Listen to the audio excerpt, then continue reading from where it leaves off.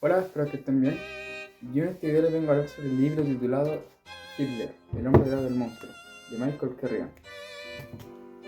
Este libro es una biografía breve pero intensa, que intenta responder una sola pregunta: ¿cómo un joven que fracasó en arte se convirtió en el hombre más temido del siglo XX?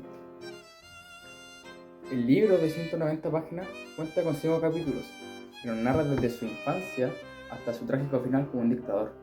El libro comienza con el primer capítulo, titulado Infancia en Juventud, que nos cuenta que Hitler nació en 1889 en Braunau, Austria. Kerrigan, el autor, destaca la figura de su padre Alois Hitler como un hombre autoritario y su madre Clara como una mujer sobreprotectora. Desde muy joven Hitler mostró un rasgo de orgullo y frustración y aislamiento, y además de una temprana afición por el arte y la arquitectura. El libro también nos cuenta que Hitler en su juventud fue rechazado 2 veces por la Academia de Bellas Artes en Viena, lo que alimentó su resentimiento hacia la sociedad, y según el autor, el origen de su antisemitismo y su obsesión con el poder. En el primer capítulo nos deja ver en claro cómo se fue forjando la personalidad de Hitler, y también de sus creencias. El segundo capítulo, titulado La Primera Guerra Mundial, nos cuenta que durante la guerra Hitler sirvió como mensajero en el ejército alemán. Kerrigan explica cómo la derrota de Alemania en la guerra marcó profundamente a Hitler. Hitler no aceptó la rendición y el Tratado de Versalles.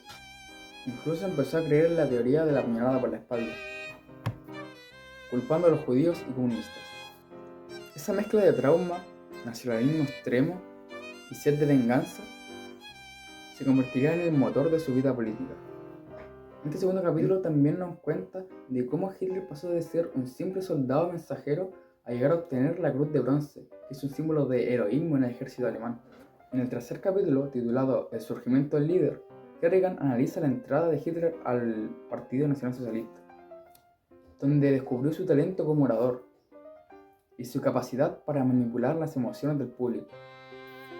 Hitler transformó el resentimiento colectivo en un partido político, basado en promesas de restaurar el orgullo alemán, utilizando símbolos y publicidad, una eficaz nunca antes vista en Alemania.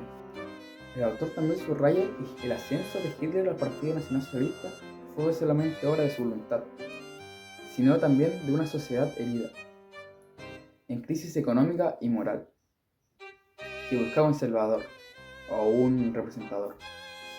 En este tercer capítulo nos deja ver cómo Hitler manipuló al pueblo alemán, haciéndole creer que eran superiores a las demás razas. El cuarto capítulo, llamado El poder absoluto y la Segunda Guerra Mundial, una vez en el poder, Kerrigan muestra cómo Hitler centralizó el control, eliminó a sus opositores y construyó un régimen totalitario. El libro repasa sus principales decisiones políticas y militares, como por ejemplo la invasión a Polonia, la expansión nazi y el Holocausto, subrayando de cómo el pensamiento racista que tenía Hitler llevó a la muerte de millones de personas.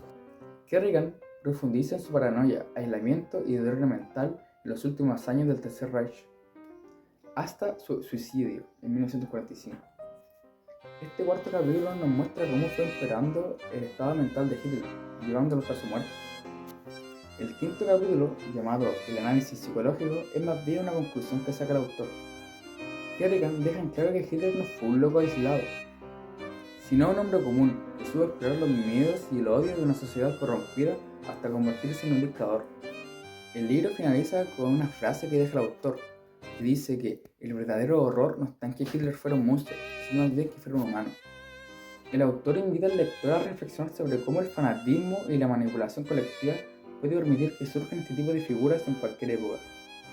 En mi conclusión, leer este libro no es solamente conocer a Hitler, sino entender de lo que es capaz el ser humano cuando el odio se convierte en una ideología.